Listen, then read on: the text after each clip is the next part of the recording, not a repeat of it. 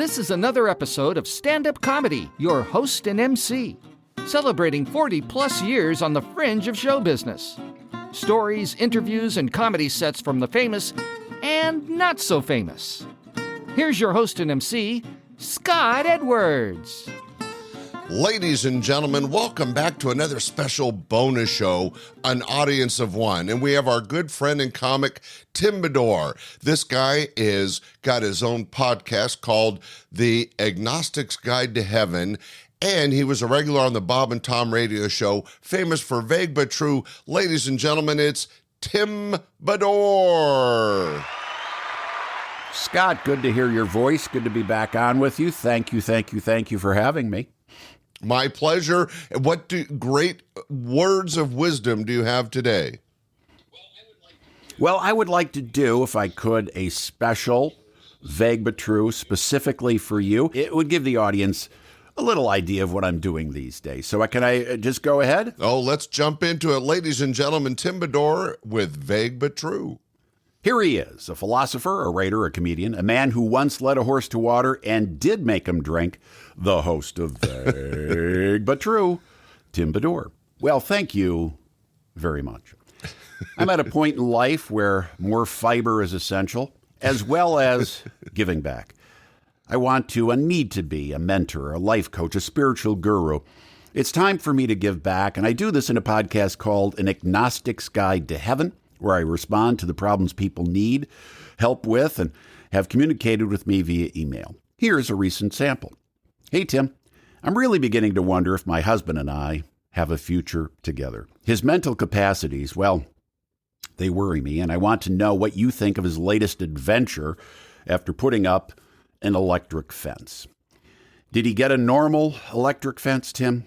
No way. He wanted to keep the deer and turkeys out of our backyard, so we got a unit called the Super Deluxe Cattle Charger, made for up to 26 miles of fence. After installation, he strutted around like Robert Duvall in Apocalypse Now. Charlie was not going to surf his beach, and deer were not going to get into our backyard. Well, the deer had other ideas.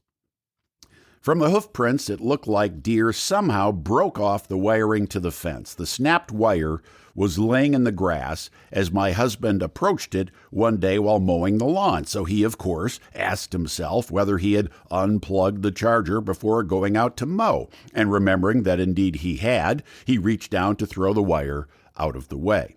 Well, as it turns out, he hadn't unplugged the charger after all, only thought that he had. Thinking about doing it and doing it have become two different things for him.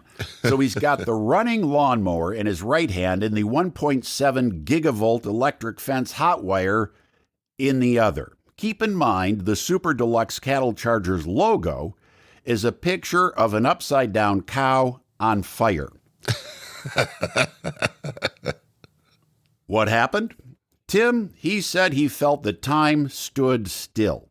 Then he noticed his nose trying to leave his face while his ears curled downwards, and he said he could feel the lawnmower's ignition firing in the back of his brain. Every time that lawn boy sputtered and rolled over, he could feel the spark plug ignition like a dentist drill in his head. Tim, I'm a nurse, and science tells us you cannot defecate, pee, and vomit at the same time. I beg to differ. Not only did he do all three at once, but he said they all happened very quickly. Apparently, there was a loop of electricity running from the fence through my husband to the mower's ignition system, which he could not break, so he was just going to have to man up and take it until the lawnmower ran out of gas, and he was pretty sure he had just filled up the tank. Now, until that day, the lawn boy would conk out regularly, but my husband said it settled into a smooth and strong hum, probably because of the extra juice it was getting through him from the fence. Hours later, he woke up on the ground, the lawnmower beside him, out of gas, and he was sunburned. There were 2 large dead spots on the lawn where he had been standing, and another long, skinny dead spot where the wire laid while he held on to it. We assume he finally had a seizure, and in the thrashing broke the circuit running through him, or took it until the mower finally ran out of gas. By the way, that's about the time I showed up Imagine how proud I was. The aftermath, 3 of his teeth had melted.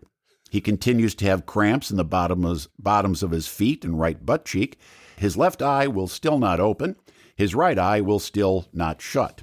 And now that lawnmower runs like a champ. He thinks some carbon fouling finally burned out because it runs better than ever. Oh yes, his testicles are smaller than they used to be, but are far longer. Tim, my question is, if this is what he is like now, in his late 50s, what will he be like when he's 80? I don't know if I'm up to this. Since the incident, we've not been able to talk much about what happened. He's embarrassed, and I'm worried, and it has me all thinking about our future. And it's signed Paula P. Stone, Casper, Wyoming. Paula, I want you to try something. I want you to hold each one of your husband's now elongated testicles, one at a time, in your fingers. Tell him to turn his head to the right and cough while thinking of the number 4 and see if that turns the TV on. There is no diagnostic reason for this, but it might break the tension between you and your husband. Humor is always a good way to break the tension. But you know what? This may be a good test. If your husband buys into the idea that thinking of the number 4 while you hold his testicles and he coughs, that could turn on a TV, maybe you did marry a dope. How long before he falls off a roof or sets the house on fire trying to get rid of squirrels in the attic with a blowtorch or whatever else?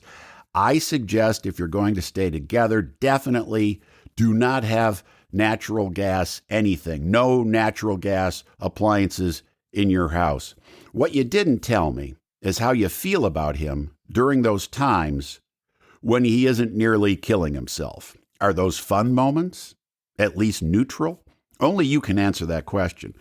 But if you can, remind him of the electric fence incident. Say, how are your melted teeth and skinny testicles doing today, dear? Every time he mentions a new project. Maybe you can keep him from killing himself and save your marriage and not be alone in your old age.